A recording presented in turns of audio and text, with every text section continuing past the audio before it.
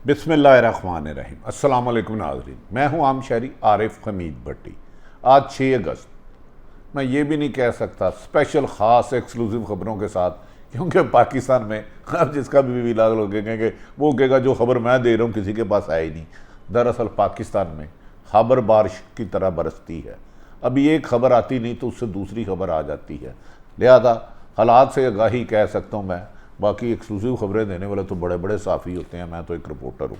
Nadreen, अभी साबक वज़ीर आज़म नवाज शरीफ को लंदन के होम ऑफिस ने उनके वीज़े के तोसी की दरख्वास्त मुस्तरद कर दी। अब कहा जा रहा है कि साबक वज़ीर आज़म नवाज शरीफ, एक तो उन्होंने अपील कर दी कि उन्हें वीज़ा दिया जाए, अपना उनकी तरफ अपील कर दी इमिग्रेशन ट्रिब्यूनल में, और दूसरी तरफ एक उन्होंने वकला से मुशावरत शुरू कर दी कि उनके हसन और हुसैन साहबजादे ब्रिटिश नेशनल हैं और माशाल्लाह उनका बिजनेस भी बहुत ज़्यादा है, शायद एक वो ये भी वीज़ा ले सकते हैं कि अगर उनके साहबजादे जो हसन वादा डिपेंडेंट रिलेटिव वीज़ा भी उन्हें जारी हो सकता है। इसके लिए वकला से मुशावरत शुरू कर दी।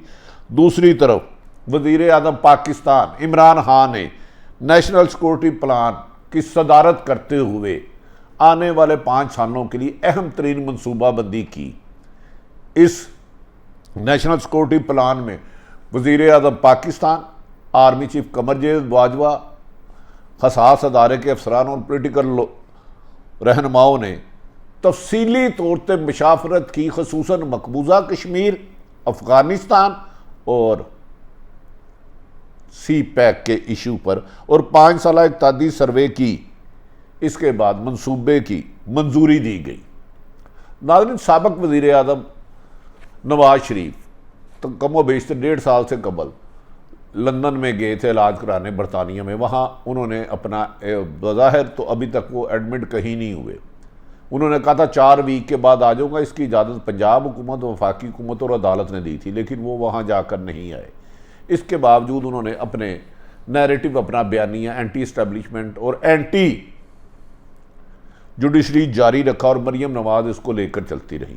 इस दौरान हुकूमत पाकिस्तान के शहनशाह अकबर काफ़ी दफ़ा लंदन गए, लेकिन हुकूमत का करोड़ों रुपया ज़ाया करके आ गए, लेकिन उन्हें 1% भी पेशरफ्त नहीं हुई और वो खुद टीवी पर कहने पर मजबूर हो गए कि मैं नवाज शरीफ और इसहाक डार को वापस नहीं ला सकता।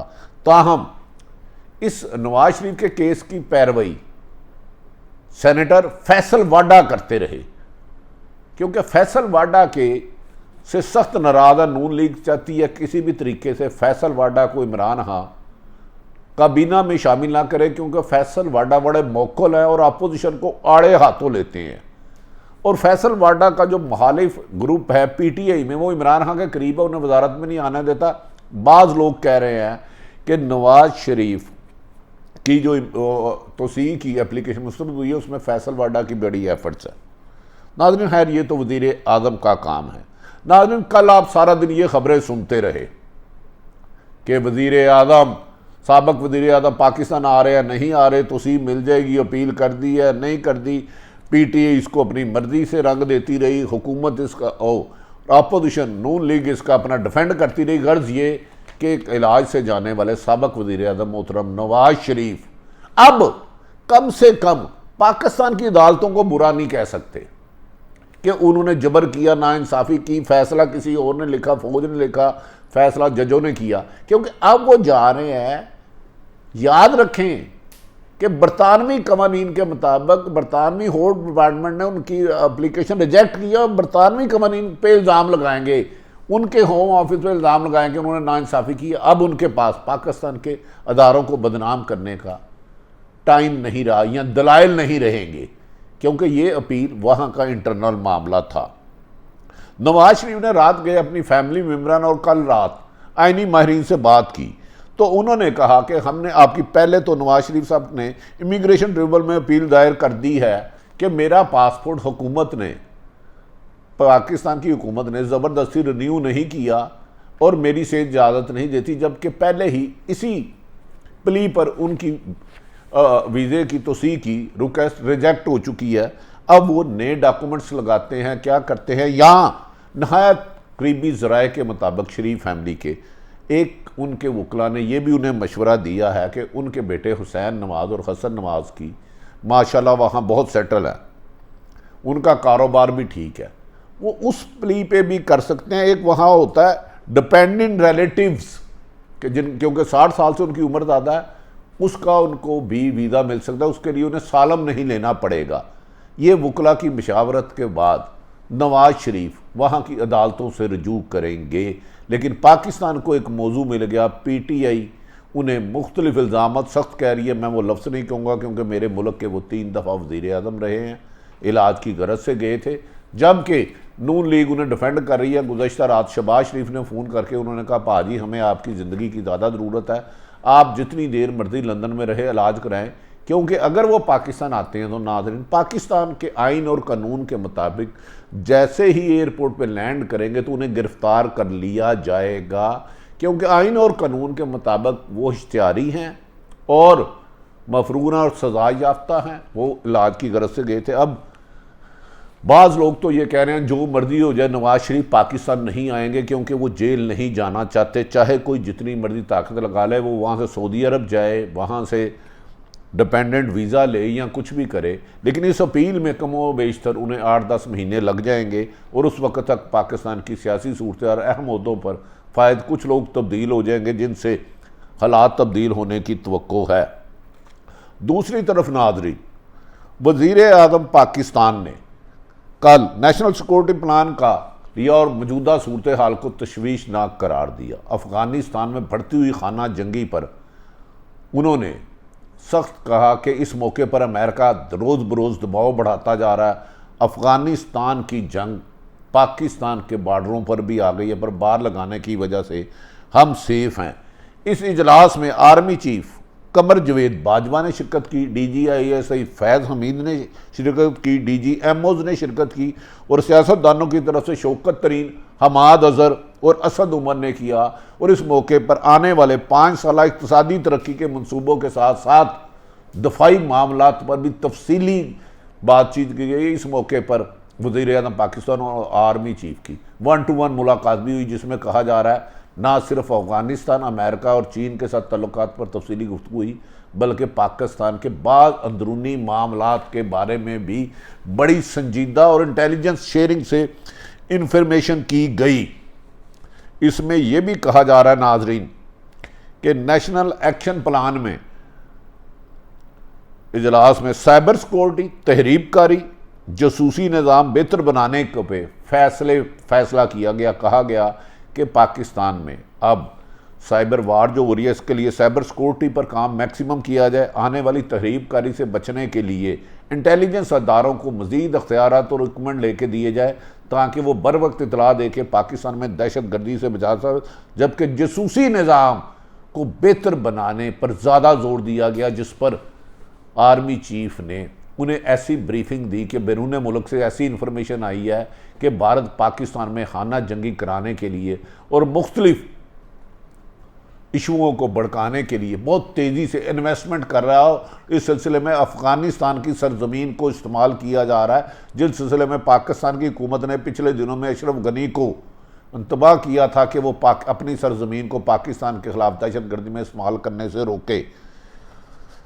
नाज़रीन, इस मौके पर 5 साल इक़्तिसादी के बाद भी वज़ीर आज़म ने इस इजलास की सदारत में नेशनल एक्शन प्लान 2014 पर गौर किया गया कि अब तक इस पर कंप्लीट अमल दरामद क्यों नहीं हुआ और इस पर मुकम्मल अमल दरामद करा के ही पाकिस्तान की अवाम की जानो माल को तहफ़्फ़ुज़ को यकीनी बनाया जा सकता है और फैटअप से भी नाम निकाला जा सकता है। ताहम फैटअप में हुकूमत की गई कोशिशों की तारीफ़ की गई कि पाकिस्तान ने फैटअप में तमाम उनकी जो 27 डिमांड थी 26 तो पूरी कर दी और 27 भी पूरी कर दी, ताहम अमेरिका दबाव की वजह से फैटअप से नाम नहीं निकाला जा रहा।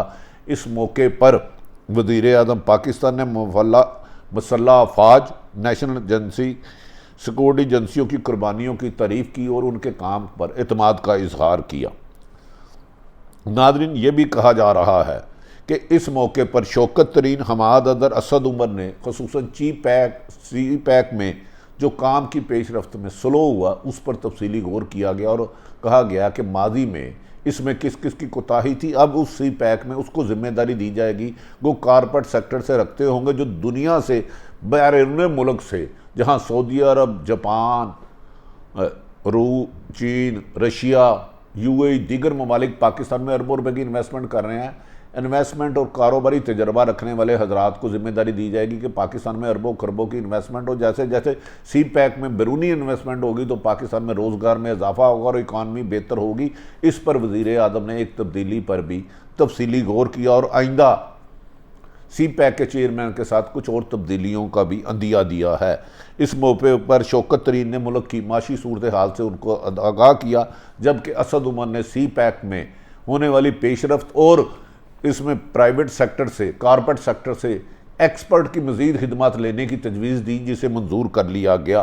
नाज़रीन, एक तरफ तो वज़ीर आज़म पाकिस्तान को ये जब इत्तला मिली थी कि नवाज शरीफ को डिपोर्ट किया जा सकता है, उनकी अपील रिजेक्ट हो गई है, तो ज़िम्मेदार ज़राए के मुताबिक पीटीआई हुकूमत ने कहा कि अगर नवाज शरीफ आए, बेशक अमेरिका दबाव डाले, सऊदी अरब दबाव डाले या अंदरूनी ताकतों से जो भी आए, इमरान खान ने वाज़ेह पैगाम दे दिया, याद रख लें, अगर नवाज शरीफ वहाँ से डिपोर्ट होके पाकिस्तान आता है, जिन्हें हमने 1.5 साल हर मुमकिन कोशिश की, हमारी बरतानवी हुकूमत ने नहीं माना, तो उनके साथ कानून के मुताबिक कार्रवाई होगी और उन्हें गिरफ्तार किया जाएगा, उनका केस अदालत में चलेगा।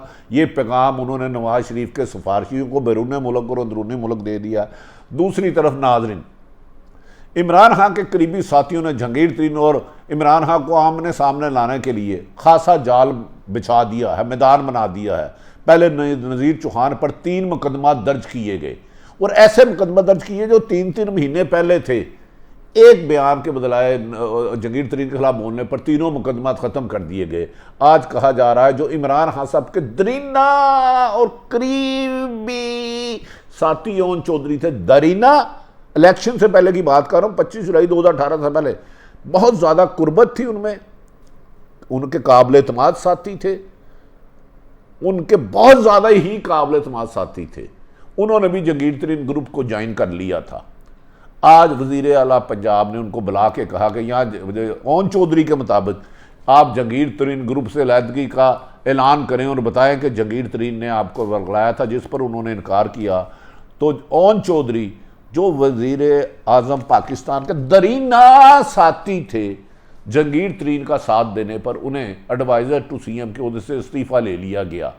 ये भी कहा जा रहा है कि जहांगीर तरीन के मज़ीद ग्रुप इमरान खान वज़ीर आज़म का जो इस वक्त करीबी हल्का है शहनशाह अकबर का, उनके निशानों पे है और उनके खिलाफ कार्रवाई करने के लिए कोई ना कोई आइनी और कानूनी अदारे और सरकारी अदारों को इस्तेमाल किया जाएगा, सरकारी ताकतवर अदारों को इस्तेमाल किया जाएगा। नाज़रीन, एक तरफ तो वज़ीर आज़म पाकिस्तान इमरान खान साहब खुद कहते हैं, जो उनका अमल भी है, कि रूल ऑफ लॉ सबके लिए होगा। यकीनन करप्शन नवाज शरीफ दौर में हो, जरदारी में हो या इमरान खान में हो, करप्शन है, इसे किसी भी तरह रियायत नहीं करनी चाहिए। यह सियासतदान करे, सरकारी कारोबारी, सरकारी कोई अफसर करे, सरकारी या आम बिजनेसमैन करे, करप्शन लानत है। इस लानत से क्रॉस दी बोर्ड जान छुड़ाना होगी। जो इमरान खान साहब एहतसाब क्रॉस दी बोर्ड नहीं हो रहा, आजकल ब्यूरोक्रेसी ने जो लूट मार मचाई है वो आपके लिए बदनामी का बायस बन रहे हैं, आवाम की मुश्किलात में इजाफा कर रहे हैं। खुदारा वज़ीर आज़म इमरान खान साहब, ये मुझे पता है मेरे क्लिप्स आप तक नहीं जाने दिए जाते, क्रॉस दी बोर्ड एहतसाब कराएं, ईमानदार और ऑनेस्ट अफसरों को लगाएं। करप्ट अफसरों की एक बहुत बड़ी तादाद इस वक्त अहम ओहदों पर तैनात है, जो न सिर्फ साबका हुक्मरानों के मुखबर है बल्कि आपके विजन और आपके मकसद और आपके लिए रुकावटें पैदा करें। नाज़रीन, मौजूदा सियासी सूरत हाल मैंने आपके सामने रखी। बहरहाल ये भी कहा जा रहा है मोईद यूसुफ का अमेरिका का दौरा और DGISI का अमेरिका का दौरा कामयाब नहीं रहा। वहाँ अमेरिका ने डू मोर की बजाय मज़ीद मोर कहा है, जिस पर इमरान खान ने बिल्कुल उसे रिजेक्ट कर दिया। उन्होंने कहा अमेरिका के कहने पे अब हम अपने फैसले नहीं करेंगे। ये कन्फर्म इतला आप तक दे रहा हूँ। आरिफ हमीद भट्टी का यूट्यूब चैनल पसंद आए तो इसे सब्सक्राइब करें। पाकिस्तान जिंदाबाद।